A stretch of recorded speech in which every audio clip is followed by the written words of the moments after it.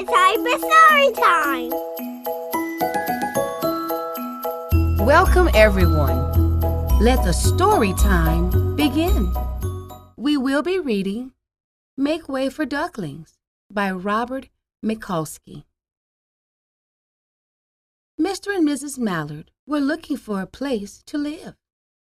But every time Mr. Mallard saw what looked like a nice place, Mrs. Mallard said it was no good.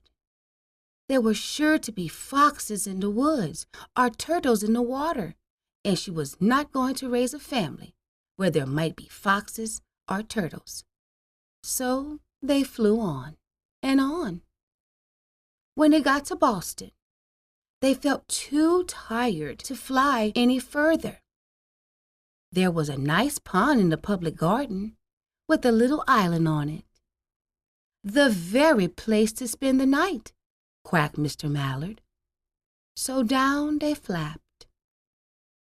Next morning, they fished for their breakfast in the mud at the bottom of the pond.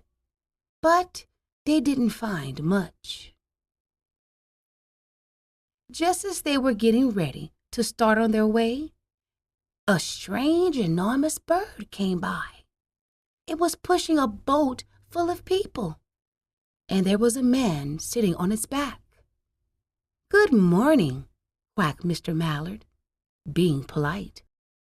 The big bird was too proud to answer, but the people on the boat threw peanuts into the water, so the Mallards followed them all round the pond and got another breakfast, better than the first. "I like this place," said Mrs. Mallard, as they climbed out on the bank and waddled along.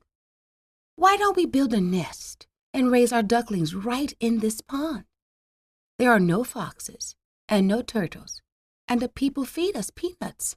What could be better?" "Good," said Mr. Mallard, delighted that at last Mrs. Mallard found a place that suited her. "But look out!" squawked Mrs. Mallard, all of a dither. "You'll get run over." And when she got her breath, she added, "This is no place for babies. With all those horrid things rushing about, we'll have to look somewhere else." So they flew over Beacon Hill and round the State House, but there was no place there. They looked in Louisburg Square, but there was no water to swim in. Then they flew over the Charles River. "This is better," quacked Mr. Mallard. "That island looks like a nice, quiet place, and it's only a little way from the public garden." "Yes," said Mrs. Mallard, remembering the peanuts. "That looks like just the right place to hatch ducklings." So they chose a cozy spot among the bushes near the water and settled down to build their nest. And only just in time, for now they were beginning to molt. All their old wing feathers started to drop out, and they would not be able to fly again until the new ones grew in. But of course they could swim, and one day they swam over to the park on the riverbank, and there they met a policeman called Michael. Michael fed them peanuts, and after that, the Mallards called on Michael every day. After Mrs. Mallard had laid 8 eggs in the nest, she couldn't go to visit Michael anymore because she had to sit on the eggs to keep them warm. She moved off the nest only to get a drink of water, or to have her lunch, or to count the eggs and make sure they were all there. One day, the ducklings hatched out. First came Jack, then Cack, and then Lack, then Mack and Knack, and Whack and Pack and Quack.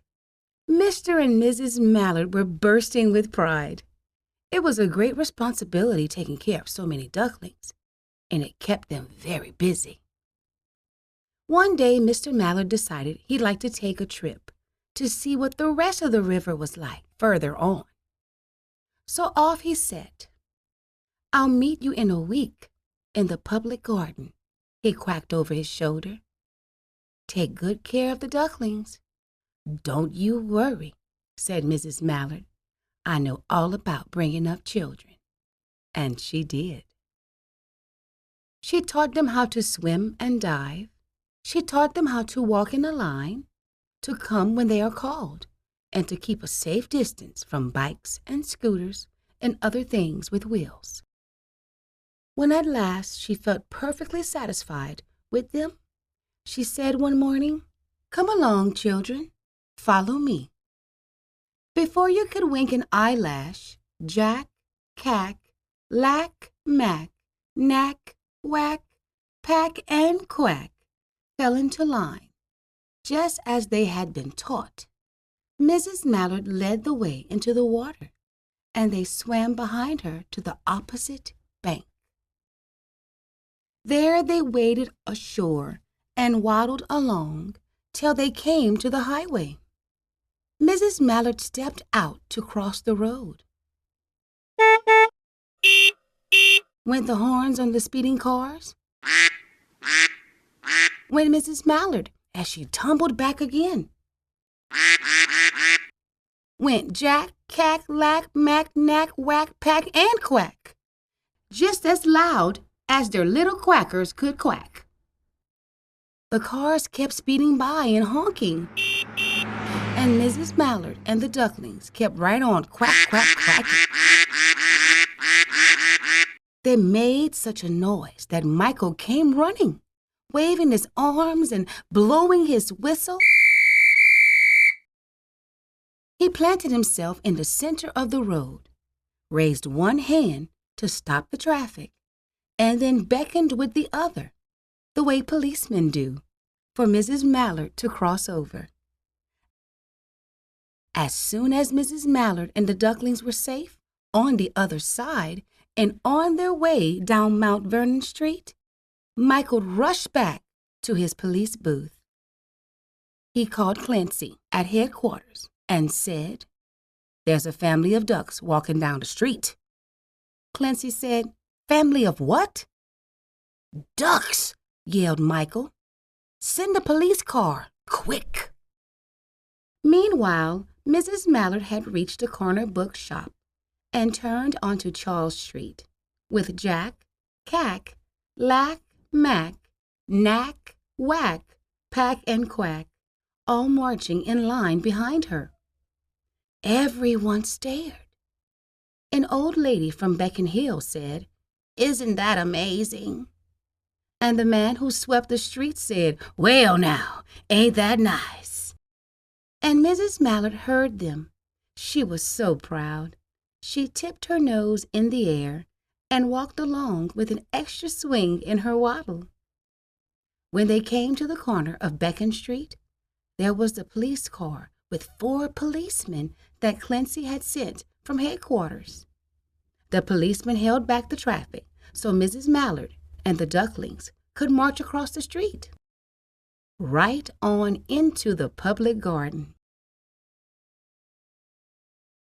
Inside the gate, they all turned around to say thank you to the policeman. The policeman smiled and waved goodbye. When they reached the pond and swam across to the little island, there was Mr. Mallard waiting for them, just as he promised. The ducklings liked the new island so much that they decided to live there. All day long they follow the swan boats and eat peanuts. And when night falls, they swim to their little island and go to sleep. You did a great job with reading today. Remember to like, subscribe, and hit the bell to be notified of new books weekly.